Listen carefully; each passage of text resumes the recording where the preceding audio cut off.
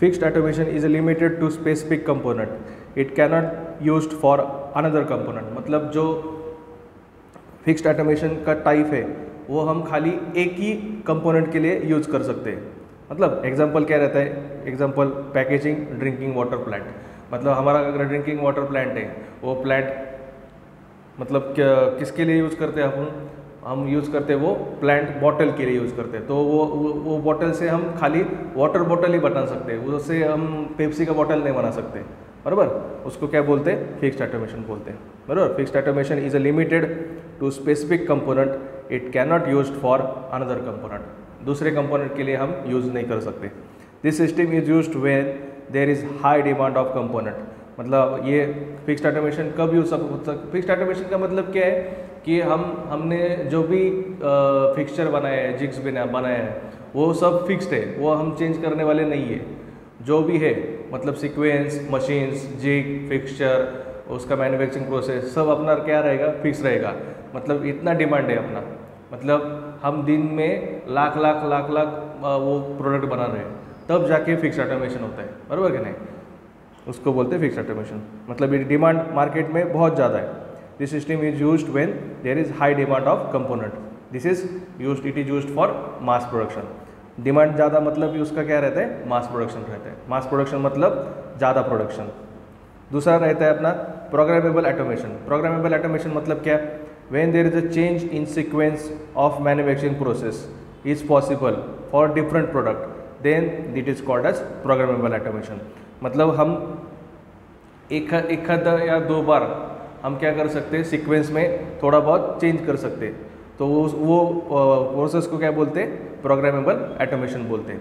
It is suitable for batch production. ये कौन से प्रोडक्शन के लिए यूज़ है, बैच प्रोडक्शन. बैच प्रोडक्शन मतलब क्या, सपोज हमारा गाड़ी का प्रोडक्शन है, टाटा का बाइक है या टाटा का गाड़ी है, 4 व्हीलर या 6 व्हीलर, तो ट्रक है, तो हम 407 बना रहे, 407 गाड़ी बना रहे, तो कितना बैच बना रहे, ये बैच में कितना, मतलब ये सेकंड शिफ्ट में कितना बनाने वाले हैं अपन, 70 गाड़ी बनाने वाले हैं, तो ये उसको क्या बोलते हैं, प्रोग्रामेबल ऑटोमेशन. ऐसा है, मतलब सीक्वेंस थोड़ा बहुत हम अपने हिसाब से चेंज कर सकते हैं. It is used suitable for batch production. In this we can change sequence by changing control instruction to the system. मतलब कंट्रोल इंस्ट्रक्शन चेंज करके हम सीक्वेंस में थोड़ा बहुत चेंज कर सकते हैं, वो उसको क्या बोलते हैं, प्रोग्रामेबल ऑटोमेशन बोलते हैं. एग्जाम्पल क्या है उसका, ऑटोमोबाइल मैन्युफैक्चरिंग. ऑटोमोबाइल बोलो या ट्रक मैन्युफैक्चरिंग बोलो, है ना. थर्ड कौन सा है, फ्लेक्सिबल ऑटोमेशन. फ्लेक्सिबल ऑटोमेशन मतलब कौन सा, तीसरा वाला, when variety of product is manufacturing. Main मतलब अपने पास बहुत वैरायटी का प्रोडक्ट बनता है कंपनी में, तो उसको क्या बोलते हैं, flexible automation. When variety of product are manufactured continuously by changing different sequence and control signal, flexible automation is used. मतलब हम कंपनी में वैरायटी ऑफ प्रोडक्ट्स बना रहे हैं, उसके लिए हमको हर बार सीक्वेंस या कंट्रोल सिग्नल्स चेंज करना पड़ता है. मतलब हम हर बार सीक्वेंस, सिस्टम, प्रोसेस सब चेंज करते हैं, तो उसको क्या बोलते हैं, फ्लेक्सिबल ऑटोमेशन बोलते हैं. In this there is no time will lost for changing automation from one product to another product. Flexible automation में मतलब क्या रहता है, हम एक प्रोडक्ट बनाया, सपोज एग्जांपल लेते हैं टॉयज़ का. टॉयज़ का मतलब हम सिंपल छोटा कार बनाया, तो कार में से शिफ्ट होकर हम लोग क्या बनाए, छोटा सा ट्रक बनाया बच्चों के खेलने के लिए. बराबर, तो हम डायरेक्टली शिफ्ट होते हैं, उसके लिए कुछ अलग करने की ज़रूरत नहीं है, क्योंकि हमारा ऑटोमेशन कौन सा है, फ्लेक्सिबल ऑटोमेशन है. अपना फ्लेक्सिबल है, सब हम चेंज कर सकते हैं ऑटोमेशन, तो उसको क्या बोलते हैं, flexible automation. There is no time lost. उसमें टाइम लॉस्ट हमारा नहीं होगा ऑटोमेशन चेंज करने के लिए. One product to another product हम जब शिफ्ट होंगे, तो उसके वक्त उसको करने के लिए हमारा टाइम वेस्ट नहीं होगा. It reduces production time. It has high flexibility. Example, toys production. It is used for job production और बैच प्रोडक्शन. मतलब ये फ्लेक्सिबल ऑटोमेशन जो है वो हम जॉब प्रोडक्शन के लिए भी यूज कर सकते हैं, अगर डिमांड वैसा रहा तो. मतलब फिक्स्ड ऑटोमेशन किसके लिए रहता है, मास प्रोडक्शन के लिए, मतलब ज़्यादा प्रोडक्शन होगा वहाँ. प्रोग्रामेबल ऑटोमेशन किसके लिए रहता है, बैच प्रोडक्शन के लिए. एंड ये फ्लेक्सिबल ऑटोमेशन किसके लिए रहता है, जॉब प्रोडक्शन के लिए. मतलब हमारा पर्टिकुलरली एक जॉब है, मतलब हम सपोज एक कार बना रहे हैं, बच्चों के लिए खेलने के लिए एक कार बना रहे हैं, तो कार का सपोज 10,000 कार बना है छोटा छोटा खेलने के लिए, तो वो हो गया। अभी हमको ट्रक बनाने का छोटा खेलने के लिए, उसका 10,000 बनाया। उसके बाद हमको ट्रैक्टर बनाने का 10,000, ऐसे उसको क्या बोलते हैं, फ्लेक्सिबल ऑटोमेशन। मतलब इस पर हम सब चीज़ चेंज कर सकते हैं, fixed automation, programmable automation and flexible automation. उसके बाद उसका कंपैरिजन कैसे अपन कर सकते हैं, पहले उसका तीनों का डेफिनेशन देने का, इधर जिधर जो भी लिखा है वो डेफिनेशन देने का, कि वह फिक्स्ड ऑटोमेशन जहाँ पे सीक्वेंस फिक्स्ड रहेगा उसको बोलते हैं फिक्स्ड ऑटोमेशन, जहाँ पे सीक्वेंस थोड़ा बहुत चेंज होगा उसको बोलते हैं प्रोग्रामेबल ऑटोमेशन, एंड जहाँ पे सीक्वेंस कम्प्लीटली फ्लेक्सिबल है उसको बोलते हैं फ्लेक्सिबल ऑटोमेशन। उसके बाद तीनों का एग्जांपल देने का, एग्जांपल लिखा है आपने, इसका एग्जांपल क्या है, पैकेजिंग, ड्रिंकिंग वाटर। इसका एग्जांपल क्या रहता है अपना, ऑटोमोबाइल मैन्युफैक्चरिंग। और तीसरे का एग्जांपल क्या है अपना, टॉय मैन्युफैक्चरिंग, बराबर। तीसरा टॉप पॉइंट क्या दिया हमने, it is used for mass production, it is used for batch production and it is used for job production. उसके बाद इसका चौथा पॉइंट क्या है, हाई प्रोडक्शन रेट। मतलब यहाँ पे प्रोडक्शन क्या रेट क्या रहता है, बहुत ज़्यादा रहता है। यहाँ पे मीडियम प्रोडक्शन रहता है और यहाँ पे लो प्रोडक्शन रहता है, बराबर। डिफरेंस भी आया तो अपन ऐसे लिख सकते हैं, या सिंगल डिफरेंट, मतलब ऐसे आया क्वेश्चन कैसे पूछ सकते हैं आपको कि explain what is automation, define automation and explain types of automation. उसमें तीनों ये एक्सप्लेन करने का, या आपको ऐसे भी पूछ सकते हैं कि बाबा डिफरेंस दो तीनों का, कैसे भी आए हम लिख सकते हैं, बराबर। उसके बाद रीजनिंग ऑफ ऑटोमेशन, ऑटोमेशन क्यों करने का, वही जो एडवांटेजेस लिखा हमने वही उसका क्या है, reasoning. To increase productivity and production, अपने को इंक्रीज करने के लिए, लेबर कॉस्ट रिड्यूस करने के लिए, वेस्टेज एंड स्क्रैप रिड्यूस करने के लिए, quality of worker and safety of worker improve करने के लिए, quality and accuracy of product improve करने के लिए, वेस्टेज टाइम वेस्टेज कम करने के लिए, to do job in hazardous and faster rate. Hazardous condition में, हैजर्डस एनवायरनमेंट में हमको job easily and faster way में करने के लिए हम यूज़ करते। And to avoid effect of labour shortage, मतलब लेबर का अगर शॉर्टेज का जो इफेक्ट है वो हमको कैंसिल करना है, अवॉइड करना है, इसके लिए हम क्या करते हैं, ऑटोमेशन का यूज़ करते हैं, बराबर। ये हो गया ऑटोमेशन। उसके बाद आपको टाइप है उसका, automated assembly line. Automated assembly line मतलब क्या रहता है, automated assembly lines means automated assembly line is used for fixed production. Automated assembly line is used for automated assembly line, नाम में उसका मीनिंग है, ऑटोमेटिक है एंड असेंबली लाइन है, मतलब अपना असेंबली चालू है, उसका लाइन का क्या मतलब मीनिंग रहता है एंड उसका टाइप्स क्या रहता है, ये हम पढ़ने वाले हैं अभी। Automated assembly line is used for fix production, ये हम कब यूज करते हैं, फिक्स्ड ऑटोमेशन के लिए यूज करते हैं। It is used for mass production and that can not be easily change once set. अगर हम एक बार उसको सेट कर दिए तो उसको हम इजीली चेंज नहीं कर सकते, बराबर। Example robotic spot welding in final assembly plant. Example क्या है उसका, robotic spot welding in final assembly plant. It can not be change, it can only change for following reason. हम उसको चेंज कर सकते हैं, कब चेंज कर सकते हैं, अगर ये नीचे दिए हुए रीजन रहेंगे तो। मतलब क्या, पहला रीजन क्या है, when new product demand is very high. हमने जो ऊपर क्या बोला है कि हम इजीली चेंज नहीं कर सकते, इजीली चेंज नहीं कर सकते मतलब क्या, अगर हमारा नया प्रोडक्ट आया और उसका डिमांड बहुत ही ज़्यादा है तो हम चेंज कर सकते हैं, when new product demand is very high, बराबर। दूसरा क्या है, there are changes in existing product design which cannot fulfills in existing automated assembly line। मतलब अभी जो चालू अपना असेंबली लाइन है वो अपना प्रोडक्ट को फुलफिल नहीं कर रहा, मतलब प्रोडक्ट का जो रिक्वायरमेंट है, अपने प्रोडक्ट का जो रिक्वायरमेंट है वो प्रोडक्ट का रिक्वायरमेंट इजीली फुलफिल नहीं हो रहा अपने जो असेंबली लाइन है उससे, तब हम जाके क्या करते हैं, वो असेंबली लाइन चेंज करते हैं, बराबर। ये पॉइंट समझ में आया।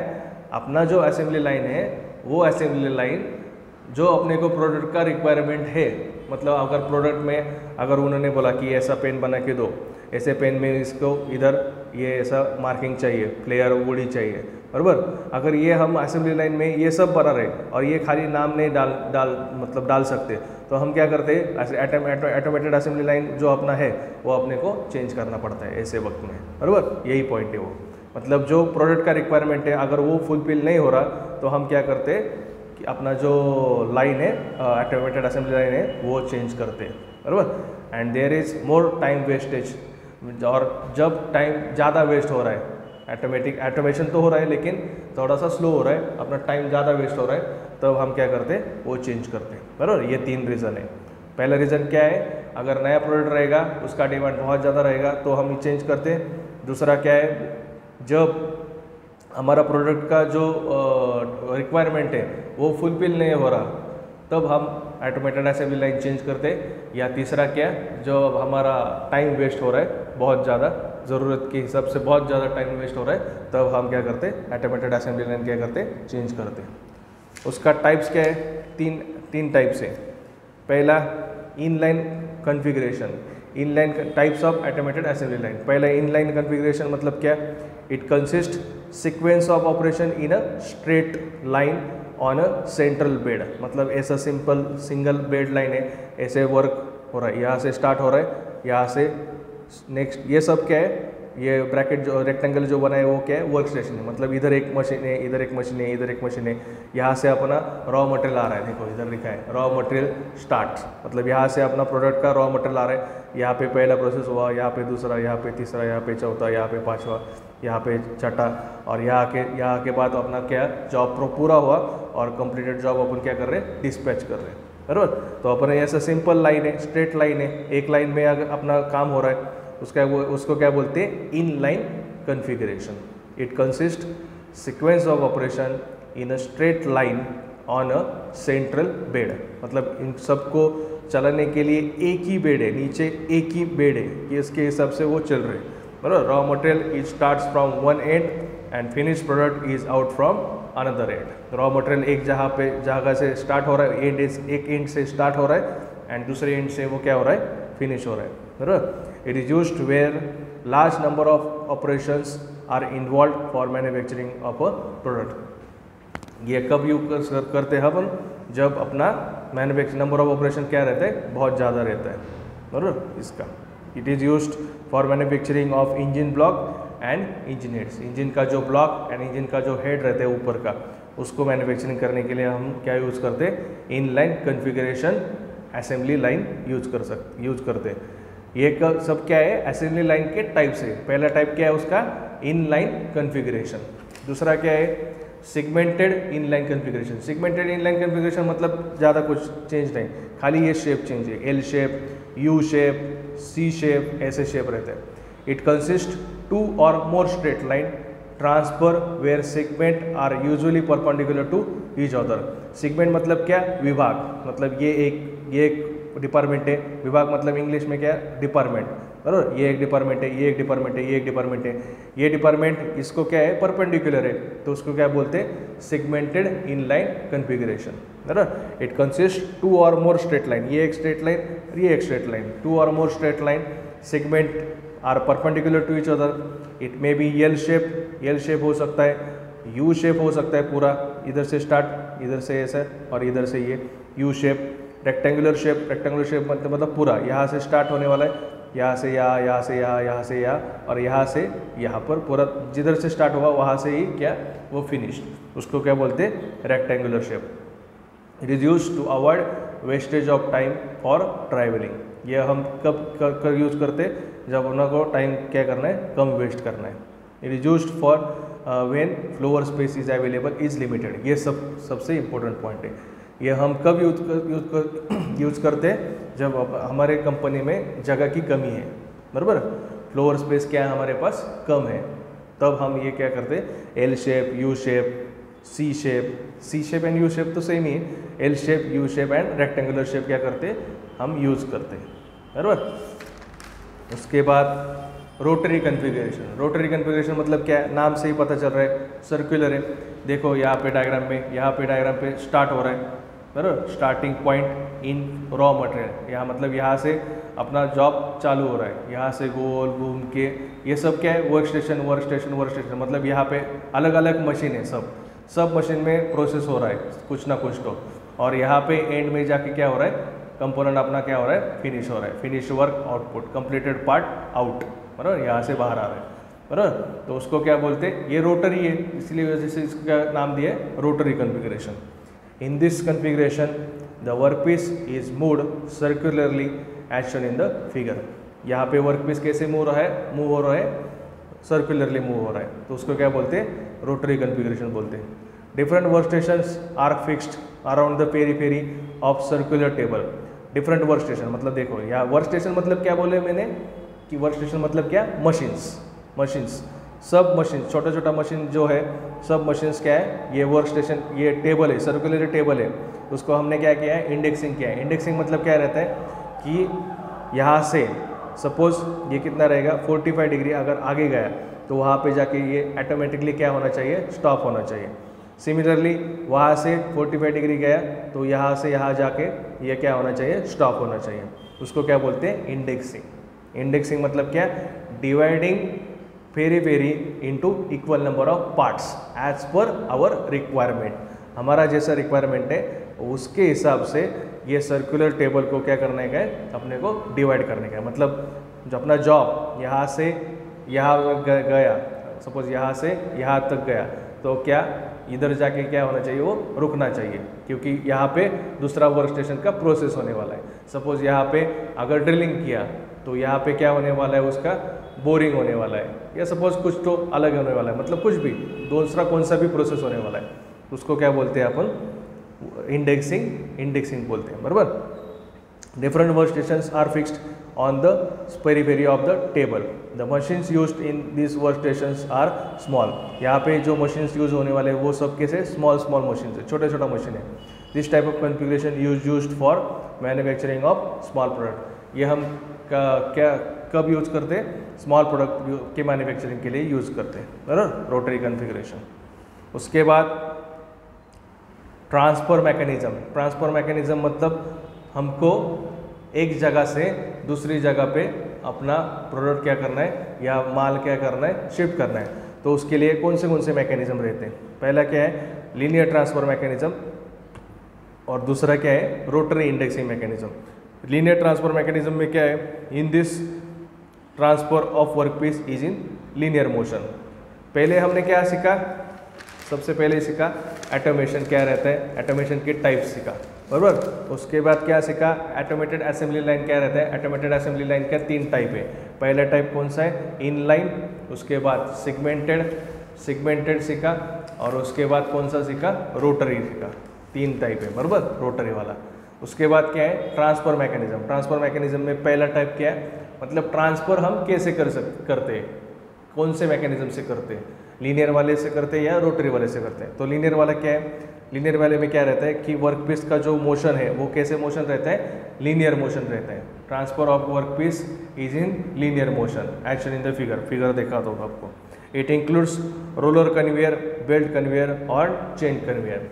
रोलर कन्वेयर, बेल्ट कन्वेयर या चेन कन्वेयर हम यूज करते हैं। देखो यहाँ से अपना वर्कपीस जा रहा है, यहाँ से ऐसे पूरा गोल घूम के क्या हो रहा है, रिटर्न यहाँ पे आ रहा है, बराबर कि नहीं। मतलब अपना मोशन कैसे है, लीनियर है, यहाँ से फॉरवर्ड और यहाँ से रिटर्न। उसके लिए यहाँ इसको नाम क्या दिया है, लीनियर ट्रांसफर सिस्टम, है ना। Motion can stop as per requirement by mechanism. यहाँ पे हमने इंडेक्सिंग मैकेनिज्म दिया है। यह इंडेक्सिंग मैकेनिज्म से हम इधर सेंसर वगैरह अगर लगाया तो हम किधर भी अपने को जिधर भी स्टॉप करना रहेगा वो हम क्या कर सकते हैं, स्टॉप कर सकते हैं, है ना। यहाँ से मशीन वर्कपीस अपना स्टार्ट हो रहा है, यहाँ से गोल घूम के ऐसे फिर से यहाँ पे आ रहा है, बराबर। उसको बोलते हैं in line linear transfer system. उसके बाद क्या है, rotary indexing mechanism. Rotary indexing mechanism में क्या है, जैसे हमने इधर सीखा रोटरी कॉन्फ़िगरेशन में जैसे वैसे ही सेम रोटरी इंडेक्सिंग मैकेनिज्म है। रोटरी इंडेक्सिंग मैकेनिज्म में क्या रहता है, in this workpiece is moved by rotary motion. Workpiece हमारा कैसे मूव होता है, रोटरी मोशन से क्या होता है, मूव होता है। Different indexing mechanisms are used for this to stop the movement of work piece indexing is used. Indexing मतलब क्या बोला मैंने पहले कि हमको अगर वर्क पीस का जो मोशन है वो पर्टिकुलरली सिंपल सम एंगल में अपने को अगर स्टॉप करना रहेगा तो हम क्या करते हैं, उसको इंडेक्सिंग करते हैं, बराबर। उसका सबसे पहला एग्जांपल क्या है, रोटरी का Geneva mechanism. Rotary indexing mechanism का पहला टाइप क्या है, जिनेवा मैकेनिज्म। जिनेवा मैकेनिज्म आप क्या करो, सिंपल यूट्यूब पे जाकर जिनेवा मैकेनिज्म सर्च करो, जिनेवा मैकेनिज्म का आपको यूट्यूब पे वीडियो मिलेगा। जिनेवा मैकेनिज्म कैसे रहता है, ऐसे रहता है, बराबर। ये जो है, ये जो स्लॉट है, ये जिनेवा व्हील है, ये स्लॉट है उसका। ये अगर इसे अगर ये मतलब इधर स्लॉट फिक्स हो गया तो ये क्या करता है, ऐसे अगर घूमता रहेगा ये ऐसे घूमता रहेगा तो ये स्लॉट से आगे जाएगा, बराबर। और जब तक अनदर स्लॉट आएगा नहीं तब तक ये लॉक नहीं होगा। ये लॉक कब होगा, जब अनदर स्लॉट आएगा तब क्या होगा, अपना मोशन क्या होगा, लॉक होगा, बराबर। अब सिंपल क्या करो, यूट्यूब पे जाके जिनेवा मैकेनिज्म एनिमेशन सर्च करो, आपको मोशन भी समझ में आएगा और ये भी समझ में आ जाएगा, मतलब जिनेवा मैकेनिज्म क्या रहता है। खाली एनिमेशन 2 मिनट का एनिमेशन देखो खाली, बाकी कुछ ज़रूरत नहीं उसका extra. Geneva mechanism is a mechanism which provide intermittent rotary motion. Intermittent मतलब क्या, रुक रुक के, मतलब सम टाइम के लिए हमको क्या करना है, मोशन को स्टॉप करना है। उसके बाद उसको जब हमने स्टॉप किया तब उसको वर्क पीस पे हमको सब ऑपरेशन करना है। वो ऑपरेशन होने के बाद हमारा क्या हो रहा है, फिर से मोशन क्या हो रहा है, चालू हो रहा है। तो उसको ऐसे करने के लिए हम क्या यूज़ करते हैं, जिनेवा मैकेनिज्म यूज करते हैं। It is used for indexing work table for both low and high speed. मतलब ये हम लो स्पीड के लिए भी यूज़ कर सकते हैं या हाई स्पीड के लिए भी यूज़ कर सकते हैं। It consist pin which engages with slot of Geneva wheel. इसमें क्या रहता है, एक पिन रहता है, ये देखो ये पिन है, ये पिन ये स्लॉट में क्या हो रहा है, एंगेज हो रहा है, बराबर। ये जब एंगेज हो रहा है तो इमेजिन करो, ये जब ये भी घूम रहा है, ये भी घूम रहा है, तो ये जब घूमेगा तब ये घूम के ये स्लॉट में कब फिर से एंगेज होगा, जब ये अनदर स्लॉट आएगा। मतलब इसको ये पिन ये जिनेवा व्हील को कितनी डिग्री से घुमा रही है, 45 डिग्री से घुमा रही है। मतलब ये स्लॉट अगर घूम गया ऐसा तो ये कब आएगा, आफ्टर 45 डिग्री, बराबर क्या नहीं। ये इसका 90 डिग्री और ये बीच में, ये थोड़ा सा डायग्राम गलत आ रहा है मेरा, अच्छा डायग्राम भी दिखाता हूँ आपको, सेंड करता हूँ आपको PDF पे, बराबर। ये ऐसे सपोज सेंटर पे 45 डिग्री पे इधर, बराबर क्या नहीं। तो ये 45 डिग्री से 0 डिग्री, सपोज ये एज्यूम करो कि ये 0 डिग्री, यहाँ से यहाँ तक कितना डिग्री हो रहा है, 45 डिग्री हो रहा है, देखो, बराबर क्या नहीं। यहाँ से अपन इधर से ऐसे अगर किया, ये 2 बिंदुओं के बीच में कितना डिग्री हुआ, 45 डिग्री हुआ, बराबर क्या नहीं। तो जब ये पिन गोल घूमेगा तो अपना जिनेवा व्हील कितना डिग्री आगे जाएगा, 45 डिग्री गोल घूमेगा। तो वही उन्होंने बोला, it consist pin which engages with the slot of Geneva wheel, so wheel will rotate bye degree of indexing provided. जितना हमने इंडेक्सिंग का डिग्री दिया है वो हम क्या करते हैं, उतने डिग्री से हम घुमाते हैं। अगर ज़्यादा डिग्री कम डिग्री देना रहेगा तो हम क्या करेंगे, सिंपली नंबर ऑफ स्लॉट क्या करेंगे, इंक्रीज करेंगे। 45 डिग्री अगर देना रहेगा तो हम कितना टाइप पॉइंट होगा उसमें, 1 2 यहाँ पे अगर ये सपोज सर्टिकल ले रहे हैं, बराबर कहते हैं, 1 2 3 4 5 और 6 स्लॉट होगा। अगर 30 डिग्री रहेगा तो 360 डिवाइडेड बाई 6, 30 डिग्री, बराबर क्या नहीं। सिंपल वे से जितना डिग्री का भी अपने को रोटेट करना है उतना हम क्या करेंगे, उसमें स्लॉट देंगे, उसको क्या बोलते हैं, indexing. Pin is attach to the crank, normally slot is provided up to 3 to maximum 16, मतलब 16 तक हम क्या कर सकते हैं, उसमें स्लॉट प्रोवाइड कर सकते हैं। इसको क्या बोलते हैं, जिनेवा मैकेनिज्म, सिंपल, बाकी कुछ नहीं। अभी आर्टिफिशियल इंटेलिजेंस आपको है, ये मेन टॉपिक है आपके लिए, IMP है, ये आपको पूछ सकते हैं, बराबर। आर्टिफिशियल इंटेलिजेंस मतलब क्या रहता है, artificial intelligence means a technique from which machines and computer can solve problem and make decision like human minds. मतलब इंसानी दिमाग, ह्यूमन का माइंड जैसे काम करता है उसके हिसाब से, मतलब वैसे के वैसे ही रिप्लिकेट करके हम प्रॉब्लम भी सॉल्व करेंगे या डिसीजन भी लेंगे। किसके यूज़ से? मशीन एंड कंप्यूटर की यूज़ से। उसको क्या बोलते हैं? Artificial intelligence. मतलब कंप्यूटर का खुद का दिमाग, उसको खुद का दिमाग है, वो उसका दिमाग को हमने क्या किया? मशीन में इंस्टॉल कर दिया और उसका यूज़ करके हमने क्या बनाया? रोबोट बनाया। तो उसको रोबोट को खुद का मेमोरी भी है, उसका दिमाग भी है, वो एनालाइज भी कर सकता है। अपना जो फ्यूचर का पास्ट का अपना जो प्रोसेस हो रहा है उसके हिसाब से वो एनालाइज करके अपने को क्या देगा? आउटपुट देगा। उसको क्या बोलते हैं? Artificial intelligence. Artificial intelligence is a new technique of making a machines which can observe. Artificial intelligence मतलब making a machine which can observe, sense, learn, understand the situation by itself like human. मतलब human के जैसे ही वो सब understand करता है, sense करता है, समझता है and then respond by analysing it properly to solve the problem. मतलब हमने अगर एक मशीन को अगर आर्टिफिशियल इंटेलिजेंटली बनाया है तो वो क्या कर सकता है? वो खुद के दिमाग से, उसका खुद का दिमाग रहता है, वो सेंस कर सकता है, एनालाइज कर सकता है और उसके हिसाब से उसका जो भी हमने प्रॉब्लम दिया उसको, वो प्रॉब्लम क्या कर सकता है? वो सॉल्व कर सकता है। By artificial intelligence we can copy the function output work that normally perform on the machines।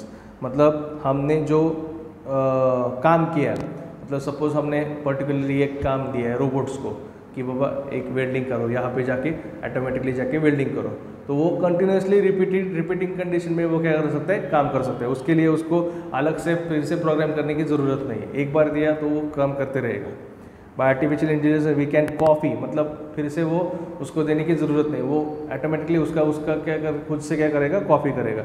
Copy the function that normally perform on the machine so the machine can sense it, stored it, वो sense भी कर सकता है, stored भी कर सकता है and after analysing it can copy the work continuously. वो क्या कर सकता है? खुद का काम खुद से कॉपी कर सकता है। Different robots are now making to perform the different task which normally performed by the humans to avoid wastage of time, increase accuracy and efficiency। अभी हम 5th जनरेशन रोबोट्स में है। 5th जनरेशन रोबोट्स में हम अभी ऐसे robots बना रहे हैं जो ह्यूमन के जैसे ही, जैसे हमने ह्यूमन है, मतलब ये अपने क्रिश मूवी देखा रहेगा, क्रिश मूवी में जो कंगना रनावत और जो 2-3 जो रहते हैं ना, वो अपना सांप जैसा रहता है एक, वो क्या है? सब वो क्या है? रोबोट्स ही बनाए, वो सब रोबोट्स ही, मतलब जो अपना चिपकली जैसा वो उसने मतलब चिपकली का जो गुणधर्म है, प्रॉपर्टीज़ है, वो प्रॉपर्टीज़ उसमें प्लांट किया और प्लांट करके वो रोबोट बनाया। तो वैसे अब हम ट्राई कर रहे हैं अभी, ये अभी 5th जनरेशन में चालू है। ये लेटेस्ट टेक्नोलॉजी है, ये अभी चालू है, इन प्रोसेस है।